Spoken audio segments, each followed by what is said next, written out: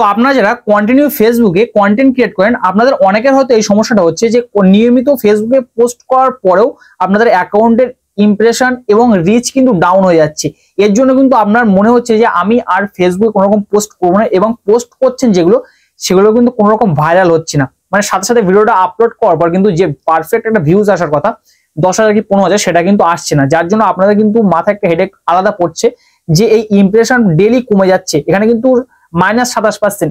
কেন ডেলি এই ইমপ্রেশন কমে যায় এবং কিভাবে এটা বাড়ানো যাবে এটারই মূল প্রসেস কিন্তু আজকে এই ভিডিও দেখিয়ে দেবো।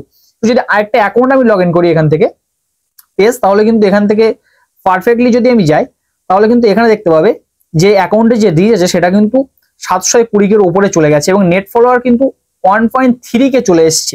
তো খুব দ্রুত কিন্তু অ্যাকাউন্টের রিচ কিন্তু বাড়িয়ে নেওয়া যায়।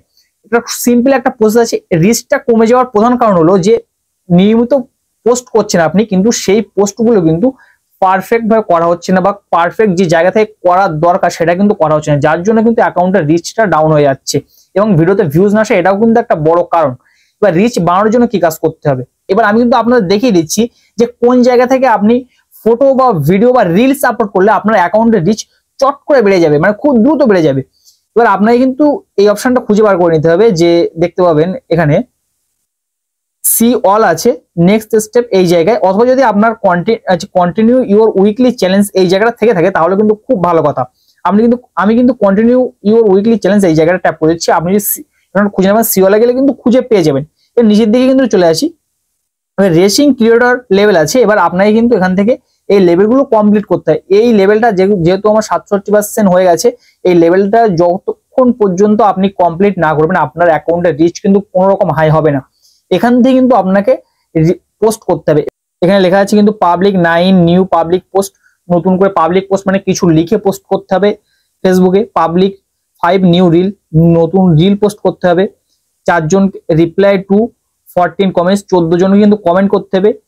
পোস্ট এ স্টোরি এভরিডে, প্রতিদিন কিন্তু একটা করে স্টোরি, সপ্তাহে 7 দিন কিন্তু 7টা স্টোরি কিন্তু ফেসবুকে পোস্ট করতে হবে, তাহলে কিন্তু এই লেভেলটা কমপ্লিট হয়ে যাবে। এবং 30টা ফলোয়ার দরকার ছিল আমার, তো অলরেডি কিন্তু এই অ্যাকাউন্টে 3,000-4,000 ফলোয়ার চলে এসছে। তো আর ফলোয়ার্স এর ব্যাপারটা দরকার নেই, এখানে কিন্তু নতুন ফলোয়ার কিন্তু 30 জন নিয়ে আসতে হবে। 30 জন ফলোয়ার কিন্তু আপনি কারো যদি ফ্রেন্ড রিকোয়েস্ট পাঠান তাহলে কিন্তু সেটা, যদি অ্যাকাউন্ট থাকে যদি ফ্রেন্ড রিকোয়েস্ট পাঠান তাহলে কিন্তু সেটাও কিন্তু কমপ্লিট হয়ে যায়। এবার এখান থেকে যখন আপনি রিল পোস্ট করবেন, পাবলিকে নিউ রিল এই জায়গায় যখন আমি পোস্ট করছি দেখতে পাচ্ছেন আমার গ্যালারিটা কিন্তু সামনে ওপেন হয়ে গেছে, এবং ওপেন করার পরে এখান থেকে কিন্তু যে কোনো ফটো বা ভিডিও আমি কিন্তু ফেসবুকে আপলোড করতে পারি।